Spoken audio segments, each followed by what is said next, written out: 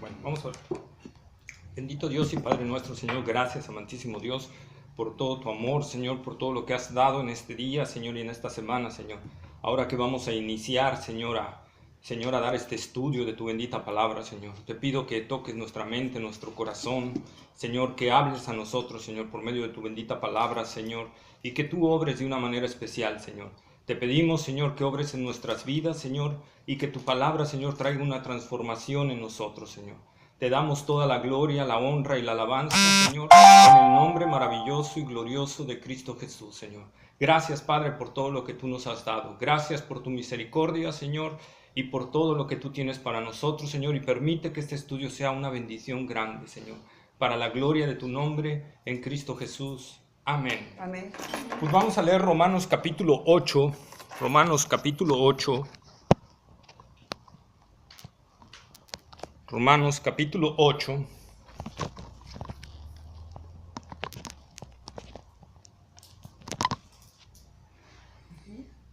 Versículos 31 hasta acabar. Vamos ya a acabar todo el capítulo. Okay.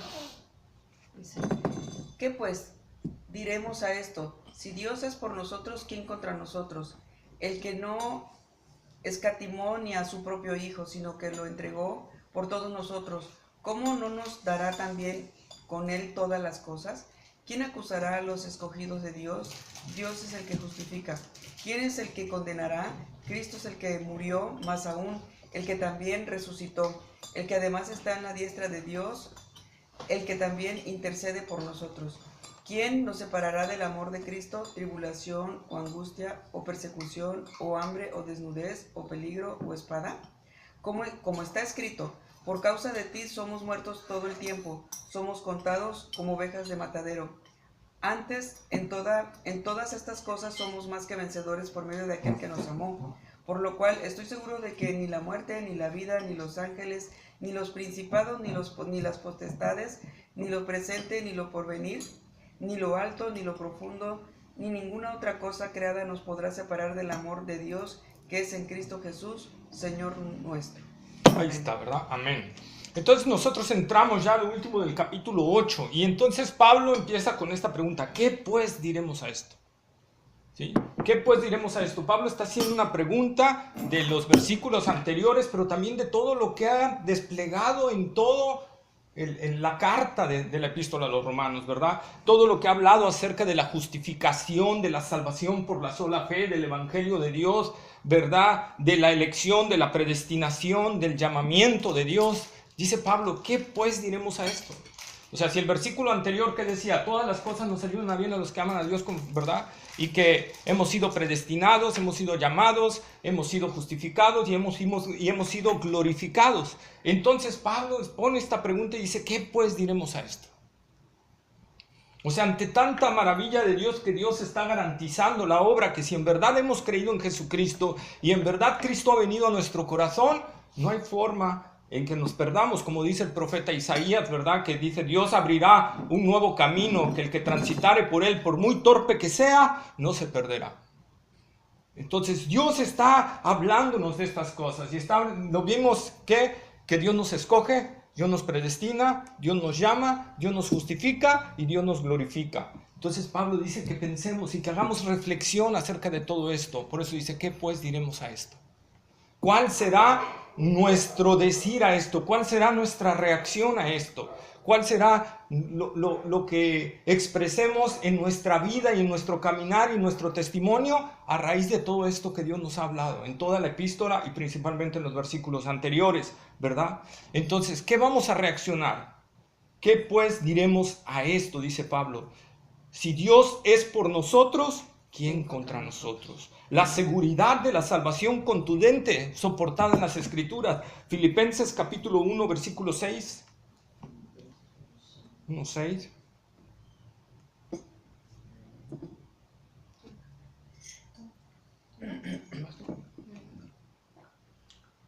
Estando persuadido de esto, que el que comenzó en vosotros la buena obra, la perfeccionará hasta el día de Jesucristo.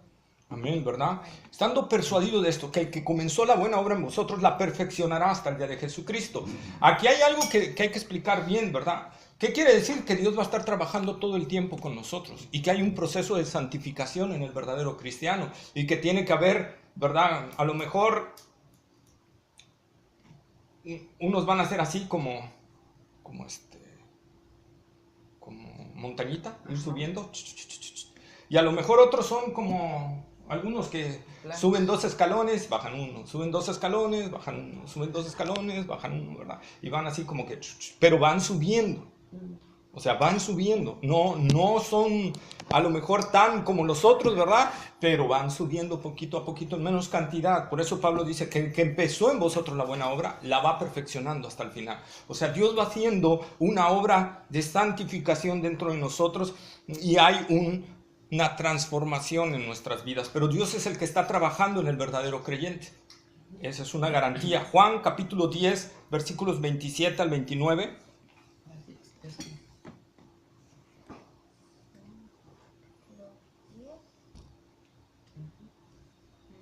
28 y 29. 27 al 29. Juan 10, 27 al 29. Mis ovejas oyen mi voz y yo las conozco y me siguen. Y yo les doy vida eterna y no perecerán jamás. Perecerán jamás, ni nadie las arrebatará de mi mano. ¿La otra? Mi Padre que me las dio es mayor que todos y nadie las puede arrebatar de la mano de mi Padre. Ahí está, ¿verdad? Entonces, ¿qué dice el Señor? Mis ovejas oyen mi voz. Una característica de una oveja del Señor es que oye la voz del Señor. Exactamente, su voz. O eso es una característica. Mis ovejas oyen mi voz. Si nosotros leyéramos el versículo 26, Jesús dice a los judíos, ustedes no creen porque no son de mis ovejas. Mis ovejas oyen mi voz. ¿Cuál era la diferencia con los judíos? Que Jesús les predicaba y ellos rechazaban lo que les decía. No eran ovejas. No eran ovejas. Entonces, el que es oveja del Señor realmente oye la voz de su pastor. Oye la voz del pastor. ¿Verdad? Estoy hablando allá arriba, no de mí. Estoy hablando de Cristo. Oye la voz de su pastor, que es Cristo Jesús. ¿Verdad? Mis ovejas oyen mi voz y me siguen. Hay otra vez, ¿verdad? Siguen al Señor. Están buscándole. ¿Sí? Algunas más pegadito, otras más alejadito, pero lo van siguiendo. Mis ovejas oyen mi voz y me siguen. Y yo les doy vida eterna. No les voy a dar, les doy, ¿verdad? Continuamente, hay un río continuo de vida eterna para nosotros. Dice, y yo les doy vida eterna, ¿y qué más? Y no perecerán jamás. Ahí está una garantía de salvación, y no perecerán jamás. Jesús está dando esa palabra. Mis ovejas no van a perecer. Y no solo dice no van a perecer, sino no van a perecer jamás. O sea, esa es la parte, desde el momento en que en verdad creímos en Jesucristo, que en verdad hubo ese nuevo nacimiento, no hay forma en que puedas perder tu salvación. Y si nadie puede arrebatarlo. Exacto.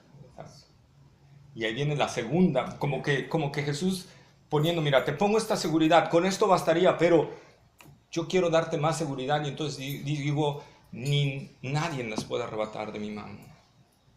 Y es más, si esto todavía no te causa seguridad, pues voy a poner... y nadie las puede arrebatar mi Padre es mayor que todos y nadie las puede arrebatar de la mano de mi Padre. Y entonces Jesús nos está dando una seguridad tan plena y tan gloriosa. Y bueno, no leímos el versículo 30, pero se los voy a decir como que Jesús también, porque Jesús dice, mi Padre es mayor que todos, pero no quiere dar a entender, porque algunos judíos iban y posteriormente falsos maestros a hacer lo que hoy hacen los testigos de Jehová, a decir que Jesús no es Dios porque Jesús dijo, mi Padre es mayor que todos. Entonces, ¿cómo el Padre puede ser mayor que Jesús si Jesús es Dios también? Pero el versículo 30 nos dice, el Padre y yo, uno somos. O sea, para que no haya dudas de que Él es Dios. Sí. ¿Sí? Antes de hablar, ¿por qué Jesús dice, mi Padre es mayor que todos? Y eso es un punto que no va con el tema que tenemos que aclararlo, porque de repente los testigos vienen y atacan con este. Entonces, ¿por qué Jesús dice, mi Padre es mayor que todos? Porque está dándole su lugar a Él, ¿no? Como Padre. Esa es una. Pero Él también es Dios. Pero Él también es Dios. Uh-huh. Pero Jesús, al venir a hacer el plan de redención, Él se sujetó voluntariamente y se sometió bajo el Padre. A ser como uno. Así es. Se sometió a su voluntad. Él sí, por eso dice Pablo, siendo Dios no escatimó el ser igual a Dios como cosa que aferrarse, sino que se despojó y se hizo obediente. O sea, se puso bajo voluntad propia abajo del Padre. Por eso Jesús dice, mi Padre es mayor que todos. ¿Sí? Entonces nosotros estamos viendo ahí la seguridad de la salvación. Romanos capítulo 5, versículos 2, 9 y 10. Capítulo 5, versículos 2 y luego de ahí nos brincamos al 9 y al 10. 5, capítulo 5, versículo 2 y de ahí nos vamos al 9 y 10. Bueno, pues dice, por quien también tenemos entrada por la fe a esta gracia en la cual estamos firmes y nos gloriamos en la esperanza de la gloria de Dios. Luego del 9 al 9. 9 y 10. 9 dice, pues mucho más, estando ya justificados en su sangre, por él seremos salvos de la ira, porque si siendo enemigos fuimos reconciliados con Dios por la muerte de su Hijo, mucho más estando reconciliados seremos salvos por su vida. Ahí está, ¿verdad? Entonces Pablo dice que estamos, en esta gracia estamos ¿qué? Firmes. Firmes. O sea, estamos seguros. ¿Sí? Y luego Pablo utiliza los mucho más, que si leyéramos todo el capítulo 5 vamos a encontrar como 7 u 8 mucho más, dándonos esa seguridad. Si fuimos reconciliados, mucho más seremos salvos de la ira, ¿verdad? Si siendo enemigos fuimos reconciliados, mucho más ya estando siendo reconciliados, seremos salvos de la ira. Pablo hablando inspirado por el Espíritu Santo para tomar esa seguridad de la salvación. Y Romanos 8:1.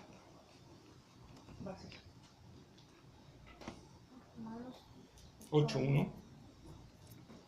Ahora pues, ninguna condenación hay para los que están en Cristo Jesús, los que no andan conforme a la carne, sino conforme al Espíritu. ¿Verdad? Ahora pues, ninguna condenación hay para los que están en Cristo Jesús. Ninguna condenación. No hay absolutamente ninguna, ¿verdad? Y como vimos en los capítulos 4 y 5, todo el capítulo 4 y todo el capítulo 5, cuando vimos de esta epístola, la ley ya no puede condenar a los que están en Cristo Jesús. ¿Sí? Por eso también no podemos perder la salvación. Para repasar, vayamos a Romanos capítulo 3, versículo 20, 24 y 28.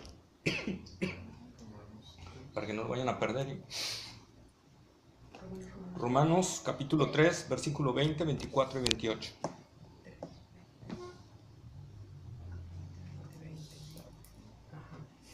Ya que por las obras de la ley ningún ser humano será justificado delante de él, porque por medio de la ley es el conocimiento del pecado. Amén. Luego 24 y 28. Justificado gratuitamente por su gracia mediante la redención que es en Cristo Jesús. Concluimos pues que el hombre es justificado por fe sin las cosas de la ley. Amén. Perdón, sin las obras de la ley. El 28. ¿Ese? Ah, ese es. Ok. ¿El 24 lo leíste? Bueno. Entonces nosotros podemos ver, ¿verdad? Que no hay. Romanos 4, capítulo 4, versículos 5 al 8.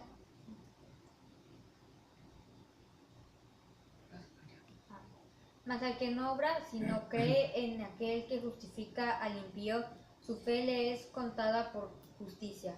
Como también David habla de la bienaventuranza del hombre a quien Dios atribuye justicia sin obras, diciendo, bienaventurados aquellos cuyas iniquidades son perdonadas y cuyos pecados son cubiertos. Bienaventurado el varón a quien el Señor no inculpa del pecado. Amén, ¿verdad? Y Romanos capítulo 5, versículo 1, 20 y 21. Versículo 1. 20 y 21. 5, 1. 5, 1 y luego el 20 y 21. Justificados pues por la fe, tenemos paz para con Dios por medio de nuestro Señor Jesucristo. El 20 y el 21. Pero la ley se introdujo para que el pecado abundase, mas cuando el pecado abundó, sobreabundó la gracia, para que así como el pecado reinó para muerte, así también la gracia reine por la justicia para vida eterna mediante Jesucristo, Señor nuestro. Ahí está, ¿verdad? Entonces nosotros podemos ver eso, y no solo, y para afirmar, pues en la epístola a los Gálatas, Pablo recalca esta parte. ¿Se acuerdan cuando pasamos a esa parte que dice que la ley fue nuestro ayo para guiarnos a Cristo, única y exclusivamente para guiarnos a Cristo, porque nadie puede ser salvo, la ley solo condena, ¿verdad? Entonces necesitábamos un Salvador, entonces la ley está apuntando hacia Cristo. Entonces, nosotros podemos ver, ¿verdad?, mediante toda esta epístola. Y otra vez, por eso Pablo dice, ¿qué pues diremos a esto? O sea, ¿cómo vas a reaccionar a todo esto? ¿Cómo va a ser tu vida a partir de que reflexiones en todo esto? ¿Va a seguir siendo la misma o la vas a consagrar mejor al Señor, verdad?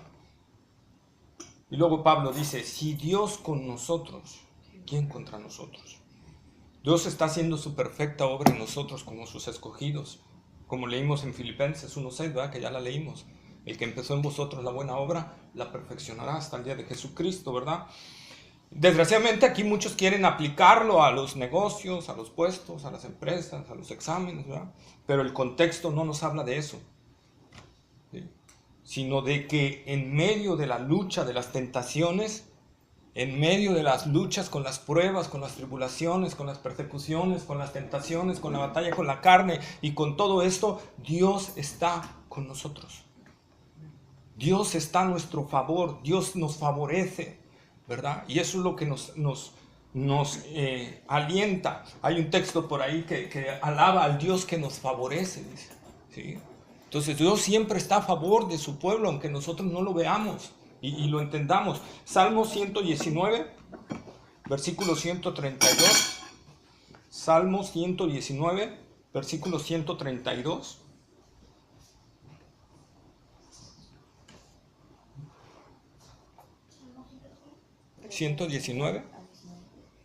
Versículo 132. Ese es el salmo que estamos pidiendo que se sepan de memoria. Salmo 119. Versículo 132. Versículo 132. Dice, mírame y ten misericordia de mí, como acostumbras con los que aman tu nombre. Ahí está, ¿verdad? Mírame y ten misericordia de mí, como acostumbras. ¿A quiénes? A los Que aman tu nombre. Como acostumbras. Dios acostumbra de tener misericordia. Dios acostumbra, ¿verdad? No por nada David, ¿verdad? Cuando Dios le dijo, elige los 3 castigos, David. Elige cuál de los 3 te voy a aplicar. A ver, David, te voy a dar chance de que elijas. ¿Cómo quieres ser castigado? Cuando censó al pueblo, ¿verdad? Para ver qué tan fuerte y poderoso era el ejército de David. Y Dios le dice, a ver, que venga mortandad al pueblo, que caigas en manos de tus enemigos o que caigas en mis manos, David. Y David sabe que es terrible caer en las manos de Dios, pero dice, a ver, el pueblo no tiene nada que ver con lo que hice, es un error mío. Segundo, caer en manos de mis enemigos, no, ellos no tienen misericordia ni un ápice. Tercero, caer en las manos de Dios sé que es difícil, pero sé que al final tiene misericordia. Y entonces David responde, en tus manos, Señor, porque sé que siempre al final tienes misericordia. ¿Sí? Entonces, eso es lo que nosotros tenemos que ver, por eso es al Dios que nos favorece. Romanos 8:28, por favor. Eso es conocer a Dios. Eso es conocer a Dios, exactamente. Romanos 8:28. 8:28. Y sabemos que los que aman a Dios, todas las cosas les ayudan a bien. Esto es, a los que conforme a su propósito son llamados. Ahí está, ¿verdad? Y sabemos que a los que aman a Dios, todas las cosas les ayudan a bien. ¿Por qué todas las cosas les ayudan a bien? Porque Dios acostumbra a eso, ¿verdad? A hacer eso para los suyos, a tener misericordia de los suyos, a amar a los suyos, a bendecir a los suyos, a fortalecer a los suyos. Aún las tribulaciones son bendición para su pueblo y Dios está al tanto, ¿verdad? Leía yo el otro día ese pasaje de Isaías y lo estaba comparando, ¿verdad? Cuando habla acerca de cuando el oro entra en el fuego, ¿verdad? Y Dios le dice a Israel que le iba a hacer así, como lo iba a meter a un horno, como el oro entra en el horno todas las impurezas. Pero decía este teólogo que estaba ahí que le entró curiosidad y él quería ver cómo era eso. Entonces fue a un pueblo donde hacen todavía así las cosas a la antigua y todo. Y vio y entonces se quedó, le pidió permiso al artesano y vio cómo trataban el oro y vio todo. Y vio una cosa que le llamó la atención y ahí entendió más este pasaje. Es que ahorita no me acuerdo el nombre que se les da esto, que hacen esto. Pero vio esta persona que maneja el oro y que lo mete para que se hierva o lo que sea, y saque toda la impureza.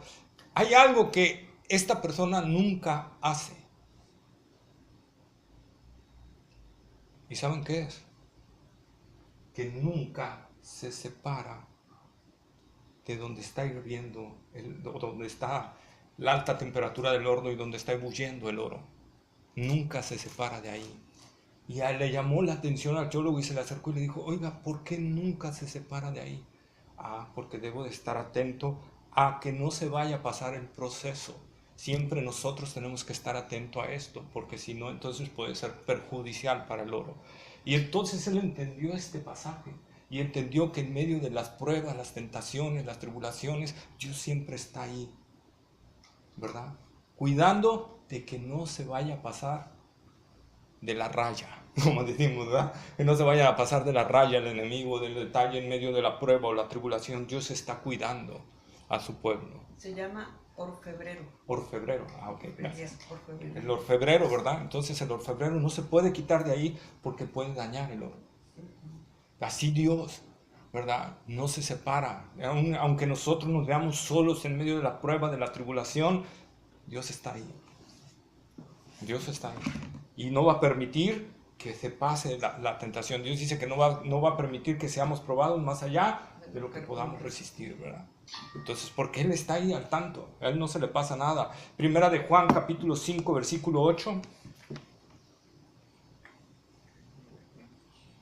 Primera de Juan 5, 8.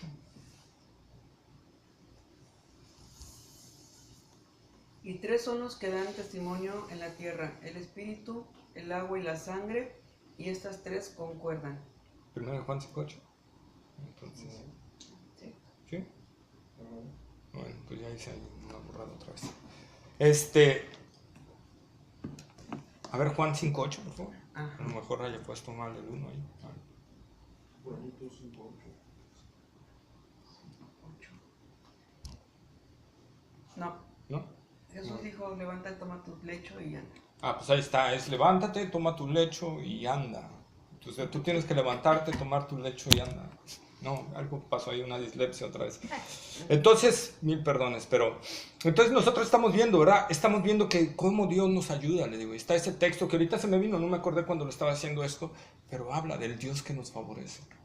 Y Dios siempre está favoreciendo, siempre está a favor de su pueblo, siempre está a favor de los suyos, ¿verdad? Y todo lo que Dios permite es porque es a nuestro favor. ¿Sí? Es a nuestro favor. Entonces, esa seguridad tenemos en nosotros, ¿verdad? Dios nos ha adoptado como sus hijos y somos uno en Cristo Jesús. Y con Cristo Jesús somos parte del cuerpo de Cristo, somos suyos, ¿verdad? Es como el corazón, es parte de nosotros, ¿verdad? Así somos nosotros en Cristo Jesús. Ningún enemigo podrá vencernos en el sentido de quitarnos la salvación. En ningún momento, lo que vimos, ¿verdad? Nadie puede arrebatar de las manos del Señor. Nadie. Un día un muchacho, un joven, me comentó y me dijo, bueno, pero ¿y si yo salto de la mano del Señor? ¿Verdad? Se vuelve a cachar. Le digo, bueno, pues si puedes dar un salto más allá de lo que mide el universo, pues sí podrías perder tu salvación, ¿verdad? ¿Por qué? Porque la palabra de Dios dice que Dios mide el universo con la palma de su mano. Entonces, si puedes saltar trillones de años luz, sí puedes perder tu salvación. ¿Puedes saltar eso? No, ¿verdad? No. Entonces, es imposible que pierdas tu salvación. Josué, capítulo 10, versículo 25.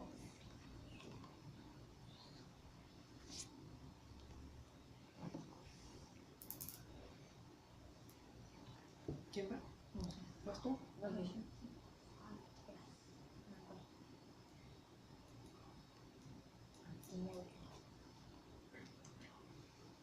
¿Josué qué?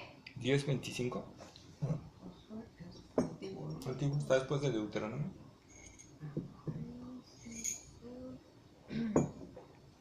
Y Josué les dijo, no temáis ni os atemoricéis, sed fuertes y valientes, porque así hará Jehová a todos vuestros enemigos contra los cuales peleáis.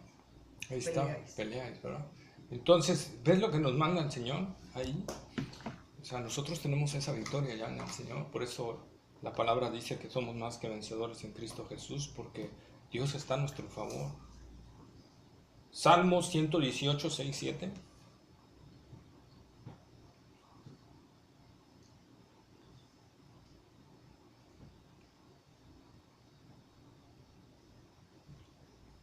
118. Versículos 6 y 7.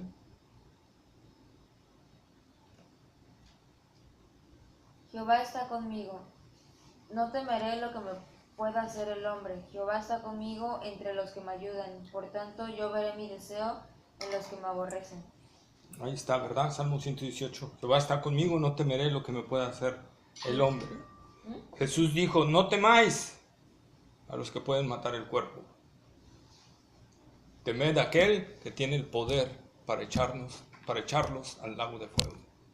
¿Verdad? A ese sí tenemos que temer.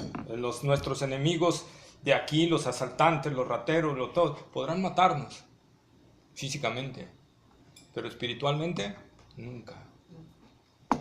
Números 14:9. Números. Sí, Números. Está después de Levítico. Génesis, Éxodo, Números, después de Éxodo. ¿Números qué? 14:9. Oye, No, vale. No.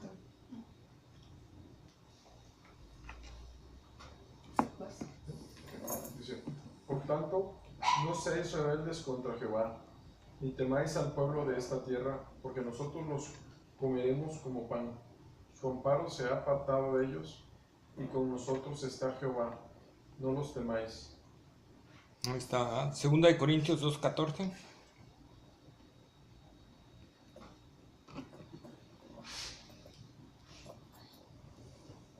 mas a Dios gracias, el cual nos lleva siempre en triunfo en Cristo Jesús, y por medio de nosotros manifiesta en todo lugar el olor de su conocimiento. Ahí está, ¿verdad?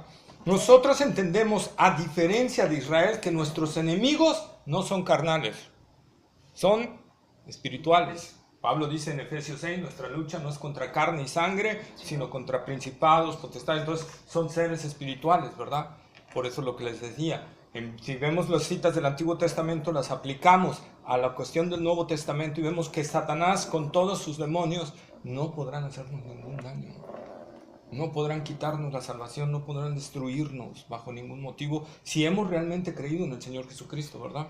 Entonces, eso es lo que nosotros tenemos que ver, que ninguno de ellos es más grande que Dios. Ninguno le llega ni a la punta del talón, si tuviera talón Dios, ¿verdad? Entonces, ninguno le llegara ahí, ¿sí? Satanás es un enemigo muy poderoso, pero para nosotros, Comparado con el hombre. exactamente con el hombre, ¿verdad? Pero comparado con Dios, no es nada, ¿sí? Ni para hacerle cosquillas. Y Nehemías capítulo 9, versículo 27 y 28. Nehemías capítulo 9. Antiguo, ¿verdad? Antiguo, así es. Nehemías capítulo 9, versículo 27 y 28.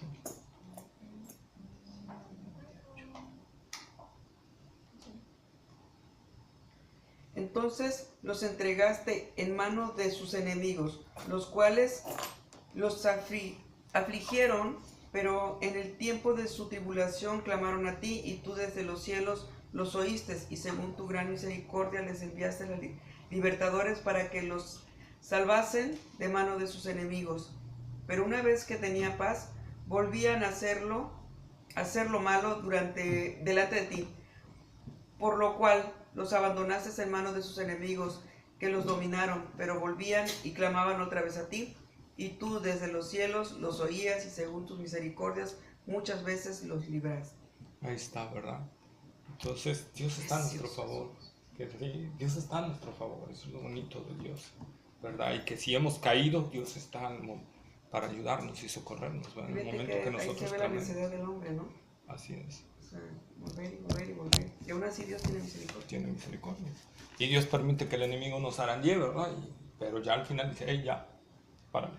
Hasta ahí llegaste. Entonces sabemos eso, ¿verdad? Dios tiene diferentes métodos de disciplinarnos cuando pecamos como cristianos, ¿verdad? Pero no va a dejar que esa disciplina vaya más allá, sino que sea para nuestro bien y para corrección, ¿verdad? Por eso Santiago, ¿verdad? El escritor de la epístola de Santiago nos manda a regocijarnos en medio de las pruebas. Santiago capítulo 1, versículo 2.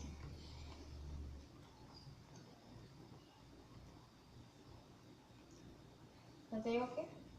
Santiago capítulo 1, versículo 2. Hermanos míos, tened por sumo gozo cuando os halléis en diversas pruebas.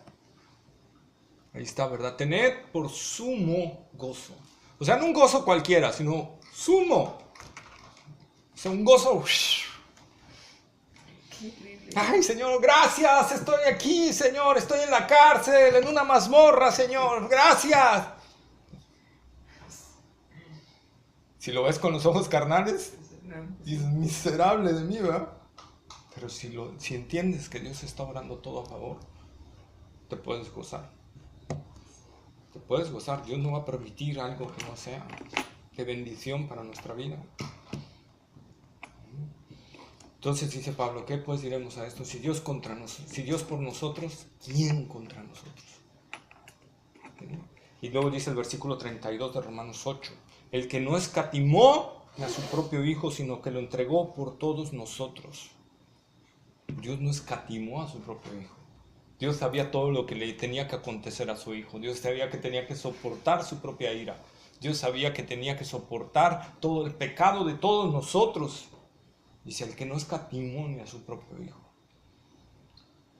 A tal grado que Jesús tuvo que decir en la cruz del Calvario, Dios mío, ¿por qué me has desamparado? Dios lo abandonó literalmente, ¿verdad? Ahí en esa cruz. Y dice Isaías que no solo eso, sino que además quiso quebrantarlo, quiso triturarlo. Porque él tenía que soportar toda la condenación nuestra, todo lo que significa para Dios el pecado que hay en nosotros. Y Dios quiso hacer todo eso por darte una salvación a ti. Y por eso dice, el que no escatimó ni a su propio Hijo. No dijo, bueno, no, sí lo va a dar, pero no le voy a descargar mira. No, si Dios no hubiera hecho, no nos podría salvar. Entonces Dios sabía que tenía que darlo, y darlo plenamente y enteramente sin ninguna escatimación. Sí, porque o lo recibía Él o recibíamos nosotros. Así es. Y Dios lo iba a soportar y nosotros no. Nosotros no. Entonces dice, ¿verdad? Romanos 5:8.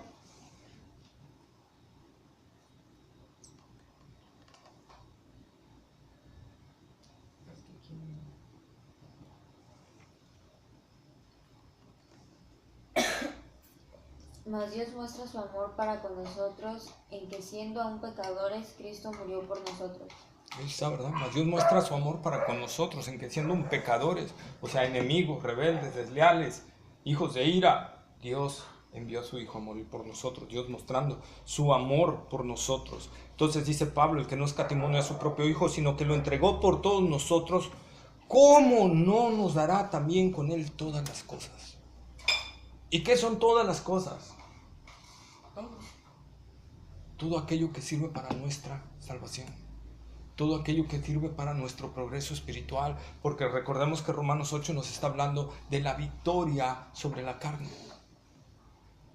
¿Sí? ¿Cómo no nos dará también con Él todas las cosas?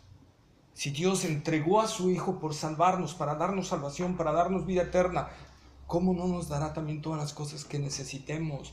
Sí, dio a su propio Hijo. Por eso Santiago dice, si alguno tiene falta de sabiduría, pídasela a Dios. Y está hablando acerca de ¿qué? Los versículos anteriores, de las pruebas. Entonces, cuando tú tienes falta de sabiduría en medio de la prueba, pídesela a Dios, porque Dios no va a escatimar en dártela. Porque si dio a su Hijo, te la va a dar. Para que tengas sabiduría para poder pasar por esa prueba. Entonces, es lo que se está refiriendo aquí el apóstol Pablo. ¿Cómo no nos dará también con Él todas las cosas? ¿Verdad? Y luego Romanos 8:33 dice, ¿quién acusará a los escogidos de Dios? Dios es el que justifica, dice Pablo. ¿Quién puede acusar a los escogidos de Dios si Dios ya justificó? Dice Romanos 5:1, justificados pues por la fe, tenemos paz para con Dios por medio de nuestro Señor Jesucristo. Y como vimos, el término justificación habla de un acto externo, de un juez que dicta la sentencia de inocente a la persona. Y si un juez ya determinó el inocente, ¿quién puede ir contra eso? Bueno, en nuestro planeta Tierra, pues recurrimos a lo mejor a la Suprema Corte o a algún otro parlamento o a la ONU o a la OEA o etcétera, ¿verdad? Pero con Dios no hay otro. Nada más. Él es la autoridad suprema. Entonces, si Dios ha dictaminado que eres salvo, inocente, justo, ¿Quién, dice Pablo, quién puede acusar a los escogidos de Dios? Por eso cuando Satanás llega a querer acusarnos allá, a ver, Satanás, ¿qué pasó? No, pues mira, es que Edgar hizo esto. A ver, ¿es cierto? Y abren el libro de mis acciones y está en blanco. Pues no, aquí no dice nada, Señor. ¿Por qué? Porque Cristo ya pagó todos mis pecados y porque Dios ya declaró inocente. Entonces en el libro, ¿verdad? Está en blanco. No hay nada. O si queremos poner otra figura, sí estaban ahí todos nuestros pecados, pero abajo decía, el juez ha declarado inocente porque Cristo murió y derramó la sangre por él. ¿Ya? O caso cerrado. Exacto, ¿verdad? Sí, caso cerrado. Dios es el que justifica. ¿Habrá alguien que pueda decirle a Dios? Pues no, Dios, ¿verdad? Y luego dice Pablo en Romanos 8:34, ¿quién es el que condenará? ¿Quién? Cristo es el que murió, más aún el que también resucitó, el que además está a la diestra de Dios, el que también intercede por nosotros, ¿verdad? Jesús está intercediendo para nosotros, para darnos esa salvación completa. Romanos capítulo 7, versículo 24 y 25. Romanos capítulo 7, versículo 24 y 25. Dice, miserable de mí, ¿quién me librará de Perdón, Hebreos 7, 24 y 25. Hebreos. Es que al lado está Romanos. Hebreos capítulo 7, versículo 24 y 25. Hebreos 7, 24, 25, dice, mas por cuanto permanece para siempre, tiene un sacerdocio inmutable, por lo cual puede también salvar perpetuamente a los que por él se acercan a Dios, viviendo siempre para interceder por ellos. Ahí está, ¿verdad? Más claro, ni el agua para Chapultepec, no, ni el agua para chocolate. ¿Sí? Ahí mismo en Hebreos, pero capítulo 8, versículos 1 y 2. Hebreos 8, 1 y 2. Ahora bien, el punto principal de lo que venimos diciendo es que tenemos tal sumo sacerdote, el cual se sentó a la diestra del trono de